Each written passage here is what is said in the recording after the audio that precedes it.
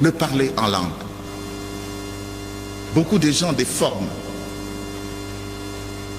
ce phénomène en croyant que le parler en langue, c'est un signe de sainteté, c'est un signe qu'on est prophète. Attention. Le parler en langue qui est intervenu quand le Saint-Esprit est descendu sur les apôtres a ceci pour signification que toutes les ethnies, toutes les nations, tous les peuples sont habilités à écouter la parole de Dieu. Remarquez la révolution opérée par ce parler en langue. Le message divin a d'abord été annoncé à un peuple que Dieu a élu, qu'il a libéré de l'esclavage d'Égypte, à qui il a présenté son projet d'alliance. Un peuple élu de Dieu, à qui il a tout donné, l'essentiel des mystères qu'il voulait annoncer au monde entier. Mais l'amour de Dieu ne se limite pas seulement à ce peuple. Dieu, c'est le Père de toute l'humanité. Et c'est pourquoi son message doit être répandu partout. À la Pentecôte, il habilite toutes les ethnies, toutes les nations, tous les peuples à avoir droit à écouter son message du salut. Même les pygmées que vous négligez comme s'ils n'étaient pas des humains. L'humanité de quelqu'un ne dépend pas de sa taille ou de sa façon de s'habiller. Et Dieu donc, il montre justement que toutes les langues peuvent proclamer son nom. Pas seulement le latin, mais aussi toutes nos langues du monde. Vous vous imaginez le degré de la révolution. Deuxièmement, le parler en langue, c'est la restauration de l'unité qui était rompue à la tour de Babel. L'affaire de la tour de Babel n'est pas une légende. C'est une vérité historique. Effectivement, les gens s'étaient mis ensemble, ce qui était une très bonne chose. Ils voulaient construire une tour pour aller au ciel, comme il n'y avait pas encore d'ascenseur, commencer à suivre les pas jusque... Alors à un moment, le Seigneur dit, ici chez moi, on ne vient pas comme ça. Ben, vous pouvez inventer des ascenseurs, mais on ne vient pas comme ça. Chez moi, si vous voulez venir, il faut suivre les pas de celui que je vous ai envoyé. Alléluia. Et donc, le parler en langue signifie qu'en devenant baptisés, nous formons un seul corps.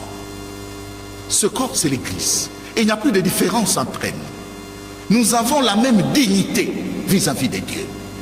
Que vous puissiez tenir la crosse, que vous puissiez porter la mitre, ou que vous soyez simple sacristain, simple chrétien, membre de la Légion de Marie, nous tous, nous avons la même dignité. Il y a donc une unité dans la diversité. Ce n'est pas ça le fondement du vivre ensemble. Vous, les gens de Lubumbashi, vous connaissez. Vous voyez encore un élément important. Il n'y a pas de supériorité des langues. Si tunasemaka Kiswahili, tunashinda bale wanasemaka Kimangetu.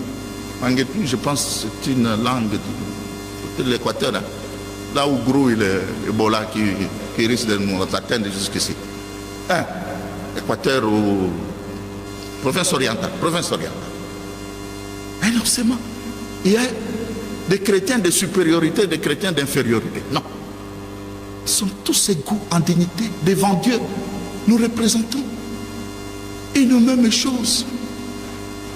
Le parler en langue n'est pas une propension au miracle. Le vrai miracle, c'est que les gens des différentes ethnies puissent s'aimer. Comme nous sommes ici. Nous avons une seule identité en tant que chrétiens. Cette identité ne dépend pas de nos origines. Ça, je crois que c'est le vrai miracle. Il y a des chrétiens qui passent leur temps à chercher des miracles à cause du parler en langue.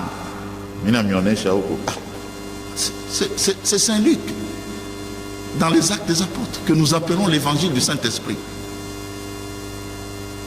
Et en parlant en langue, on dit que les apôtres ont annoncé les merveilles de Dieu. Chacun les entendait parler des merveilles de Dieu dans sa langue. On n'a pas dit, oh, chacun les entendait parler des événements à venir. J'entends souvent, quand il y a un match, oh, Léopard n'a des gens, des je ne sais où. Il y a une catégorie de prophètes, de prophétesses. Dis non, prophète Foulani, Anasema Léopard, Dieu va gagner. Je pense qu'au temps des apôtres, il n'y avait pas de football d'abord là. Et puis bon, un Dieu qui s'intéresse au football, vous pensez vraiment qu'il n'a rien à faire? Amen, amen. Ils n'ont pas annoncé des événements à venir. Oh, en telle année, tel a gagné ma élection, comment il dit bien tu fais des fraudes et tout ça. Mais n'allez pas sur ce terrain, excusez-moi.